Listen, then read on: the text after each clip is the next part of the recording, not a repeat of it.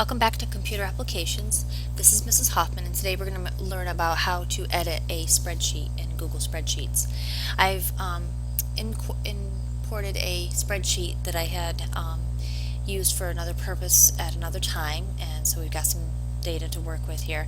And so I'm going to start off by noticing that my title in cell A1, if I click in cell A1, I can see that it's longer than what I can see here. So I'm going to merge some cells to allow me to put this title across all these columns. So I'm going to select and drag across all through H, and then I'm going to come over and I'm going to click on this little button right here, which is merge cells, but I have an arrow I can drop down so I can merge it all. I can merge horizontally, so I'm going to go to merge horizontally, and so it merges all those cells together. Now this is all A1 now, and if I want to like center it horizontally, I can then do that like that, so that looks a lot nicer there.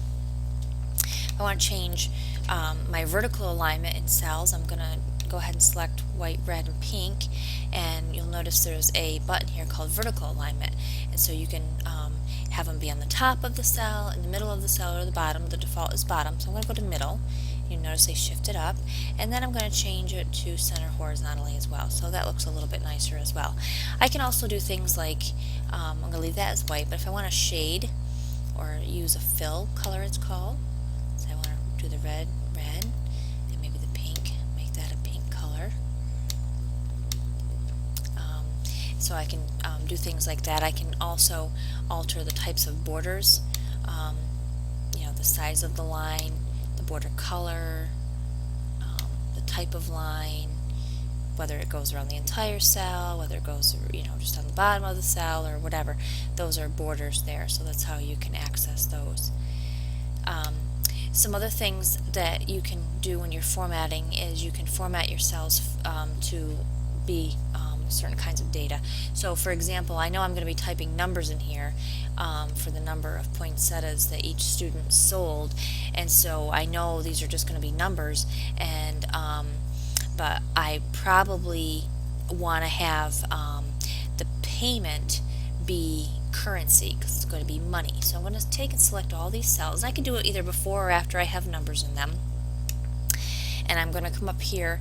I can just easily click on Format as Currency, or I can drop down more formats, and I have other options here that I can do. So you have currency with cents or without cents, whatever you want to do there. Or if you were doing cells that had dates, or you had cells that you wanted them to be percentages, or rounded, or decimals, whatever. There's lots of options here. So I'm going to use currency. And so now when something gets entered in here, so if I just were to type, let's say, I don't know, $5 and hit enter, it automatically converts it to money with no decimal places, because that's what I had selected. So that's how you format cells for money amounts. You can, like I said, there's lots of different formats here that you can use. And you can do all the same formatting that you did with Google Documents. You can change your font. You can change your font here. And then you can also, now the only thing that Google Spreadsheet does not have is you cannot import more fonts, or at least I'm not aware of how to do that. So that's one difference there.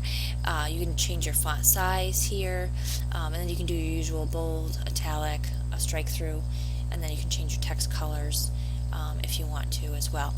So those are all features just like in Google Documents that you can do.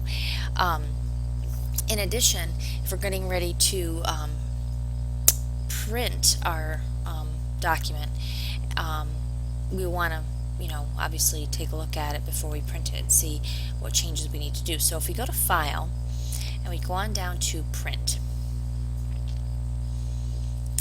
it gives us some options here. We can either have no grid lines when we print. We can include sheet names. That means if we named our sheet down here, we could include that in our, it would show up on our output, as well as if you want to do page numbers. So that's a little bit different as well. You can also select to print just the one sheet of your file, but remember your file can have multiple sheets, sheet 1, sheet 2, sheet 3, and you can rename those. So you could print all of them or just the ones you have selected. and then you can choose whether you want to print landscape or portrait, or fit to width or whatever. So those are some options there when you are printing. It's important that you check your print, before you actually print, that you take the time to format your sheet so that there's no surprises when you see your output. The couple of things that you can do, if you don't have enough sheets, you can insert a new sheet. You can also do that by this plus sign here, and you can add sheets, and then when you click on sheets you can